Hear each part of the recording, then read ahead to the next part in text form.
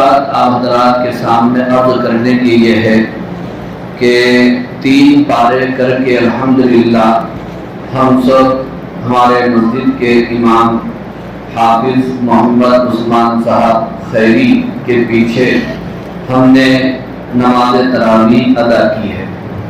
اس میں پہلی بات تو یہ ہے کہ اللہ تعالیٰ کا ہم شکر بجا لائیں کہ اللہ نے ہم کو اپنا پاک کلام نماز تراویح میں سننے کی توفیق عطا فرمائی۔ اور دوسری بات یہ ہے کہ ہمارے حافظ صاحب کی جتنی بھی تعریف کی جائے کم ہے، اس لیے کہ آپ حضرات نے کہیں اور جگہ دیکھا ہوگا کہ تراویح میں بعض حفاظ اتنی اسپیڈ اور تیز قرآن پڑھتے ہیں کہ حروف کٹ جاتے ہیں اور سمجھ میں نہیں آتا کہ کہاں آیت شروع ہو رہی ہے کہاں ختم ہو رہی ہے، یا پھر آیت شروع ہونے کا معلوم ہوتا ہے آیت ختم ہونے کا معلوم ہوتا ہے، بیچ کی پوری آیتیں غائب ہو جاتی ہیں۔ لیکن ہمارے حافظ صاحب الحمدللہ بڑی سلاست اور روانی کے ساتھ اور ترتیل اور تجوید کے ساتھ تراویح میں قرآن مجید انہوں نے پڑھا ہے۔ اللہ تعالیٰ ان کو جزائے خیر عطا فرمائے۔ میں ان کو مبارکبادی دیتا ہوں اور اسی طرح ان کے والد یہاں پر طاہر بھائی بھی موجود ہیں، ان کو بھی مبارکبادی دیتا ہوں کہ اللہ تعالیٰ مزید حافظ صاحب کو اور ترقی عطا فرمائے۔ یہ دین کے خدام ہیں، حفاظ، علماء اکرام، ائمہ، ان کی حوصلہ افزائی کرنا چاہیے۔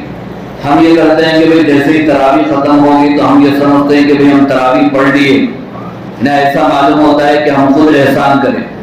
نماز کے بعد امام صاحب سے مصافحہ کرنا ضروری نہیں ہے، لیکن ضروری سمجھے بغیر حوصلہ افزائی کے لیے، مبارکبادی کے لیے مصافحہ کریں تو بہت اچھی بات ہے۔ مل کے امام صاحب کو، حافظ صاحب کو مبارکبادی دینا، مصافحہ کر کے جانا، بھئی آپ اچھا قرآن سنائے، کم از کم ہم اتنا تو کر سکتے ہیں۔ اس سے ہوتا یہ ہے کہ دین کی خدمت کرنے والوں کے حوصلے بلند ہوتے ہیں، جو اس دور میں بہت ہی ضروری ہے۔ دوسری بات آپ حضرات کی خدمت میں یاد کرنے کی۔ تیسری بات، آپ حضرات کا زیادہ وقت نہیں لیا جائے گا، وہ تھیلیوں کی طرف کم دیکھیے، ادھر زیادہ دیکھیے۔ وہ یہ ہے کہ ہمارے حافظ صاحب ماشاءاللہ حافظہ یعنی یادداشت اور میموری بہت ہی مضبوط ہے حافظ صاحب کی۔ ایک رکعت بھی، ایک رکوع اور سجدہ بھی ادھر سے ادھر نہیں کریں۔ ابھی 4 رکعتوں میں وہ تھوڑا سجدے کا مسئلہ یہ ہو گیا تھا، اس میں حافظ صاحب کی کوئی غلطی نہیں ہے، غلطی قدرتی طور پر ہو گئی تھی۔ وہ مائک کے اندر آواز نہیں آئی، پہلا سجدہ تو ہوا، دوسرے سجدے کے لیے تکبیر کی آواز نہیں آئی، تو بہت سارے لوگوں کا دوسرا سجدہ نہیں ہوا ہے ایک رکعت میں، مگر حافظ صاحب کا ہو گیا تھا، اور وہ پھر اس کے باوجود وہ سجدہ سہو ادا کریں، تو اس حساب سے حافظ صاحب کی جو نماز ہے وہ 2 رکعتیں ادا ہو گئی، اور نماز تراویح حافظ صاحب کی 20 رکعت مکمل ہوگی۔ اب رہ جاتی ہے بات ہم مصلیوں کی، جنہوں نے صرف ایک رکعت میں 2 سجدے کرنا تھا لیکن ایک سجدہ کر لی۔ ایسا ہوا نا بھائی، ہمارے میں بھی پیچھے ہی تھا، ایک ہی سجدہ ہوا۔ تو مسئلہ کیا ہے، تھوڑا مسئلے پیش آتے ہیں تو مسئلے کی تفصیلات بھی معلوم ہوتی ہیں۔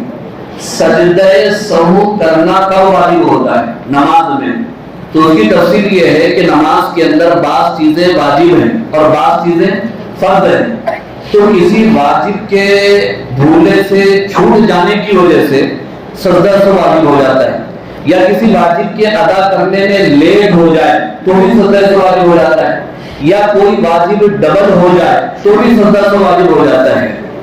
اب رہ گئی بات فرض کی، جو چیزیں نماز میں فرض ہیں وہ چیزیں اگر ان کی ادا کرنے میں لیٹ ہو جائے تو بھی سجدہ سہو ہے، اگر وہ چیزیں ڈبل ہو جائے تو بھی سجدہ سہو ہے۔ لیکن نماز میں کوئی فرض چیز چھوٹ جائے تو سجدہ سہو سے کام نہیں چلتا، نماز کو دوہرانا پڑتا ہے۔ اور یہ بات معلوم ہونا چاہیے کہ ایک رکعت میں 2 سجدے کرنا فرض ہے، تو اب ہمارے اگر کسی کا ایک سجدہ ہوا اور ایک سجدہ رہ گیا تو گویا کہ فرض چھوٹ گیا ہے، تو لہٰذا سجدہ سہو سے تو کام نہیں چلے گا، وہ نماز کا اعادہ کرنا ضروری ہو جاتا ہے۔ تو لہٰذا وتر کی نماز کے بعد ہم احتیاطاً 2 رکعت نماز تراویح کی نیت سے ادا کر لیں۔ ہم حافظ صاحب کو اس لیے نہیں بول سکتے کہ ان کے تو 20 رکعتیں ہو گیا، اگر وہ دہرائیں گے تو پھر کیا بنے گا؟ پھر میں ان کے 22 ہو جائیں گے، ہمارے 20 ہو جائیں گے۔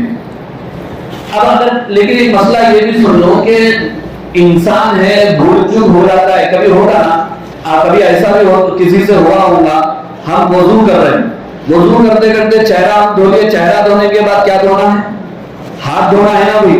کبھی ایسا بھی ہوا اتفاق سے ڈائریکٹ جو ہے پیر دھو لیتے ہیں، ہاتھا ویسے رہ جاتے، بعد میں یاد آتا ابھی ہاتھا دھونا ہے بولے جیسا، تو بھول چوک ایسا ہو جاتی۔ تو مسئلہ کیا ہے؟ اگر کبھی نماز کی پہلی رکعت میں یہ ہو گیا کہ تھوڑا بھی یہ خالی چندے کے لیے بولے مٹھائی جاتے ہوئے بھی دے سکتے ہیں، تھوڑی کام کی بات سن لو بس ہے۔ نماز کے اندر اگر کبھی ایسا ہو گیا، سمجھو ایک رکعت میں ایک سجدہ کر لیا، تو پھر کیا کرنا؟ اگر آپ کو دوسری رکعت میں یاد آ گیا تو 3 سجدے کر لینا، سجدہ تو بھی کرنا اور ہو جاتا۔ اگر آپ جو ہے ایک رکعت میں ایک سجدہ کر لیے اور اس سجدے کو نماز کی کسی اور رکعت میں آپ نہیں دہرائے تو نماز نہیں ہوگی۔ اس لیے احتیاطاً وہ 2 رکعت نماز وتر کے بعد آپ جو ہے ادا کر لیں، یعنی جن کے 2 سجدے اگر ہو گئے ہیں تو پھر تو ان کے لیے ضروری، جن کا ایک سجدہ ہوا ہے، ایک بات تھی۔ اور دوسری بات یہ ہے کہ لاسٹ پارہ تھا، 30واں پارہ، احتیاطاً ابھی رمضان کے 20 دن باقی ہے، کئی جگہوں پر جو 3 پاروں کے حساب سے تراویح ہو رہی ہے اور ایک پارے کے حساب سے، سوا پارے کے حساب سے ہو رہی ہے، تو تراویح تو ہم کو تو پڑھنا ہی پڑھنا ہے۔ اس لیے پارے 30 کا خاص طور پر اہتمام کریں اور پارے 30 کو تراویح میں سننے کی جو ہے کوشش کریں۔ یہ تیسری بات تھی جو آپ حضرات کے سامنے عرض کرنے کی۔ چوتھی بات جو عرض کرنے کی یہ تھی کہ نماز تراویح میں 2 چیزیں سنت ہیں۔ ایک ہے رمضان کے چاند سے لے کر شوال کے چاند تک 20 رکعت تراویح ادا کرنا ہر مسلمان مرد اور عورت پر سنت موقدہ ہے، اور دوسری سنت ہے تراویح کی نماز میں ایک قرآن مکمل کرنا۔ تو آج صرف ایک سنت پوری ہوئی ہے، وہ کیا ہے؟ قرآن مجید کا مکمل کرنا، یہ سنت پوری ہوئی ہے، اور ایک سنت باقی ہے، وہ چاند رات تک باقی رہے گی، اس کا بھی ہم اہتمام کریں گے، کوئی تراویح انشاءاللہ نہیں چھوڑیں۔ اور اسی طرح 2-3 جو اسلامی باتیں عرض کرنے کی یہ ہے، ابھی دیکھنے میں یہ آیا یہ 10 دنوں کے اندر جیسے ہی 20 رکعت تراویح ہو رہی تھی تو بعض حضرات ویتر پڑھے بغیر چلے جا رہے تھے۔